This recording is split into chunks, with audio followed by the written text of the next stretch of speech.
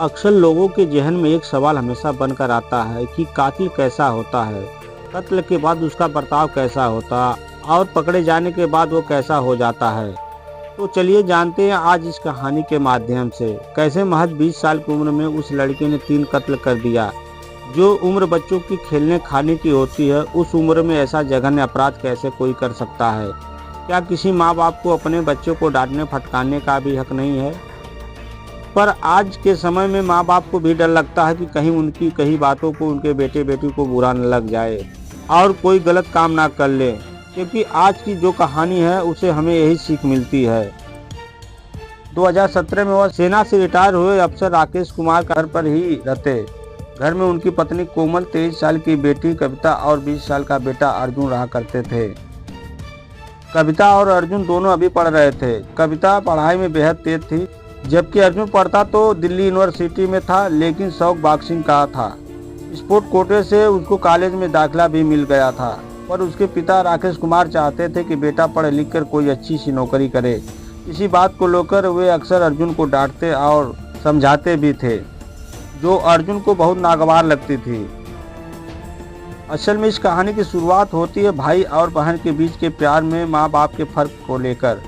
अर्जुन को बचपन से ही लगता था कि उससे 3 साल बड़ी बहन कविता से उसके माँ बाप अधिक प्यार करते हैं, क्योंकि अर्जुन को लगता था कि उसकी बड़ी बहन पढ़ने लिखने में बेहद तेज है, जबकि अर्जुन पढ़ाई में बेहद कमजोर था। उसे बचपन से ही एक बॉक्सर बनने की शौक थी, यानी पढ़ाई के मुकाबले उसका ध्यान खेल कूद में ज़्यादा था। पिता चूंकि आर्मी थे, लिहाजा बच्चों की परवरिश को लेकर थोड़े सख्त थे।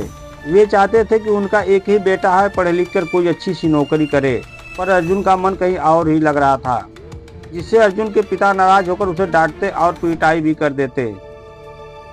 इसी माहौल में अर्जुन और उसकी बड़ी बहन धीरे धीरे बड़े हो जाते हैं, पर प्यार का यह फर्क अर्जुन की निगाह में अब भी कायम था। कई बार गुस्से में उसके पिता उससे ये भी कहा करते थे कि उनके पास जो भी जमा पूंजी है वो सब कविता को दे देंगे। ये बात सुन अर्जुन का क्रोध और भी भड़क जाता। अब धीरे धीरे उसके मन में अपने पिता के लिए गुस्सा उबल रहा था। तभी 2 दिसंबर को कविता का जन्मदिन आता है। घर वाले कविता का बर्थडे मनाते हैं। अर्जुन एक बार फिर कविता को लेकर उमड़ रहे अपने माँ बाप का प्यार देखता है और अपने परिवार से अपने आप को दरकिनार समझता है। बदनसीबी से वही तारीख थी, यानी 2 दिसंबर, अपनी बड़ी बहन का जन्मदिन। उसी दिन अर्जुन एक खौफनाक फैसला लेता है, फैसला पिता को मार डालने का। पर फिर सोचता है कि पिता के साथ साथ माँ को भी मार दें। अब उसके मन में माँ और बाप के कत्ल करने की बात चल रही थी। भाई बहन के बीच प्यार के बंटवारे के बावजूद भी वो अपनी बहन कविता को नहीं मारना चाहता था। लिहाजा अब 2 दिसंबर से वो अपने माँ बाप के कत्ल करने की साजिश बुनने लगा।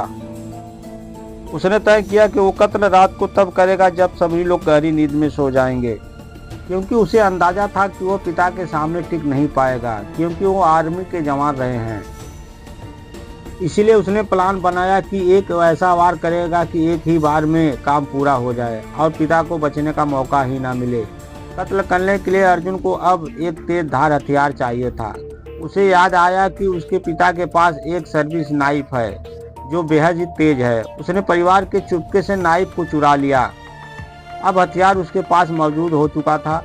अब बस उसे कत्ल की तारीख चुननी थी और उसने तारीख चुनी 4 दिसंबर। इस परिवार के लिए यह तारीख बेहद खास थी, क्योंकि 4 दिसंबर को अर्जुन के माता पिता यानी राकेश कुमार और कोमल की मैरिज एनिवर्सरी थी।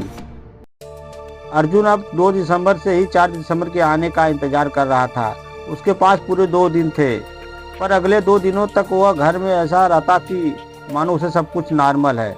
इन 2 दिनों में वह अपने माता पिता से नॉर्मल बात करता, अपनी माँ पर खूब प्यार बरसाता, बहन से हंसी मजाक भी करता रहा। अगले 2 दिनों तक माँ और बहन के हाथों का बना खाना भी खाया और 3 दिसंबर की रात के 11 बज चुके थे।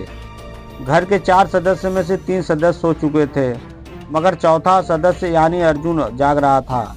अब भी उसके ज़हन में यही था कि वह सिर्फ माँ और पिता का ही कत्ल करेगा। लेकिन 3 दिसंबर की रात उसे अचानक एहसास हुआ कि अगर वह अपनी बहन को भी मार देता तो जो कुछ भी है वह एक इकलौता ही वारिस हो जाता।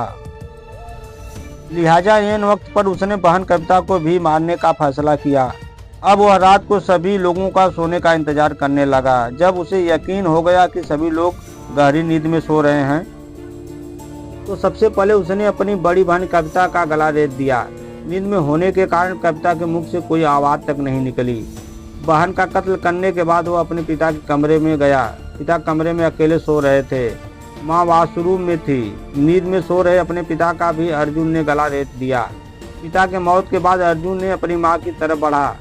माँ वॉशरूम में से जैसे ही निकली, बिना मौका गंवाए अर्जुन ने तीसरा वार अपनी माँ पर कर दिया और बड़ी बेरहमी से कत्ल कर दिया। 3 कत्ल करने के बाद बारी बारी से वो हर एक लाश के करीब गया, सिर्फ ये देखने के लिए कि किसी की सांस तो नहीं चल रही है। इसके बाद जब उसे यकीन हो गया कि सब मर चुके हैं, तो वह तसल्ली से घर के एक कोने में बैठ गया और सुबह होने का इंतजार करने लगा। सुबह 5:30 बजे जिम बैग उठाकर अर्जुन घर से कुछ यूं ही निकला जैसे कुछ हुआ ही ना हो। लेकिन कहते हैं ना कि सबके गुनाहों का हिसाब होता है। इस सवाल का जवाब जानने के लिए अब पुलिस रिश्तेदारों और पड़ोसियों से पूछताछ करती है। जवाब और वजह दोनों मिल गया। अब उसी यकीन के साथ पुलिस अर्जुन को गिरफ्तार कर लेती है। अर्जुन अब पुलिस के कब्जे में था। जरा सा वक्त बीता और अर्जुन ने न सिर्फ अपने ही हाथों अपने माँ बाप और बहन के कत्ल की बात कबूल कर ली, बल्कि पूरी कहानी सुनाई। एक ऐसी कहानी जिसे सुनने के बाद किसी भी माँ बाप या बहन का कलेजा थर्रा जाए। तो मित्रों, आज की कहानी कैसी लगी आपको? अगर कहानी पसंद आई है तो हमारे चैनल को लाइक, शेयर, सब्सक्राइब करना मत भूलिएगा।